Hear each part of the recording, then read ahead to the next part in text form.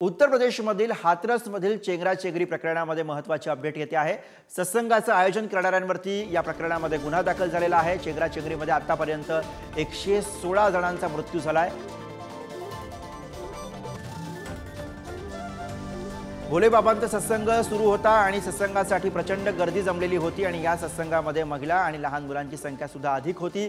सत्संग संपल्यानंतर बाहेर पडण्यासाठी रेटारेटी झाली आणि पुढे जाण्याच्या नादामध्ये चेंगराचेंगरी झाली। लोक एकमेकांवरती पडू लागले, भाविक चिरडले गेले आणि त्यामुळे मृतदेहांचा खच पडल्याचं सुद्धा पाहायला मिळालं। अत्यंत वेदनादायक अशी ही घटना उत्तर प्रदेशच्या हाथरसमधनं समोर येते आहे, जिकडे एका चेंगराचेंगरीमध्ये सत्संगाच्या दरम्यान झालेल्या चेंगराचेंगरीमध्ये 116 जणांचा मृत्यू झालेला आहे आणि आता या प्रकरणामध्ये आयोजकांच्या विरोधात गुन्ह्याची नोंद करण्यात आलेली आहे। पुलिस प्रशासन की जिम्मेवारी के हिसाब से ये इतना कांड हुआ है। पुलिस प्रशासन ने एक रोड शो बंद था, जाम लगा हुआ था रात 11 बजे से, वो जाम खुलवाया पुलिस प्रशासन ने और उसकी वजह से ये दुर्घटना हुई।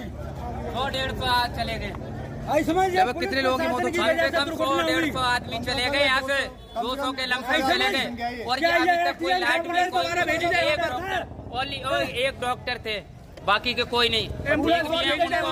आगे को अप्लाई नहीं कर रहे, उनको एडमिट नहीं अभी तक कोई दे पा रहे, तो क्या करेंगे? हॉस्पिटल में ऑक्सीजन घंटे में बताइए हमने कैच के लाया, इनमें सांस चल रही है, जान है वो नहीं खत्म हो रही है। ना दरोगा ना मंत्री एसपी कोई नहीं है यहाँ पर, डॉक्टर नहीं है, नहीं कोई ऑक्सीजन है, कोई ड्रिप लगा रहा है, कोई सीरियस होगा उसमें ड्रिप लगा दे तभी बच जाएगा। लगभग कितने लोगों की मौत हो चुकी है यहाँ पर?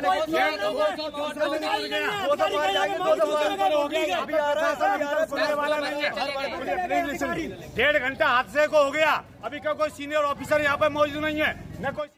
तर अत्यंत दुःखद आणि वेदनादायी अशी घटना आणि तशाच संतापजनक प्रतिक्रिया आता उपस्थितांकडून येताना आपण बघत होतो। या प्रकरणामध्ये गुन्हा दाखल झालेला आहे। शिवाजी काळे आपले प्रतिनिधी सध्या आपल्या सोबत आहेत, त्यांच्याकडून अधिक माहिती घेऊयात।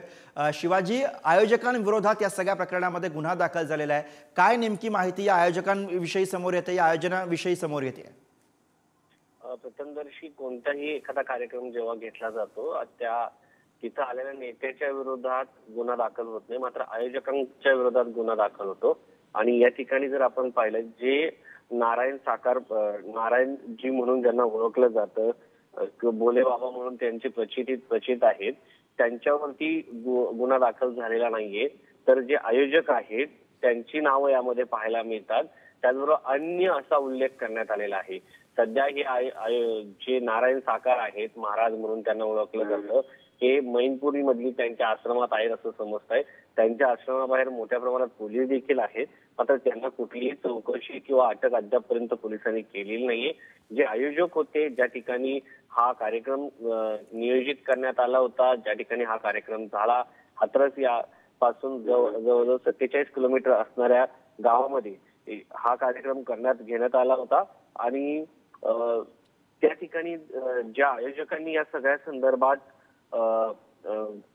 नियोजन केलं होतं त्यांच्या विरोधात हा गुन्हा दाखल करण्यात आलेला आहे। आणि या सगळ्या संदर्भात आता अलाहाबाद उच्च न्यायालयामध्ये देखील सीबीआयच्या चौकशीची मागणी देखील करण्यात आलेली आहे।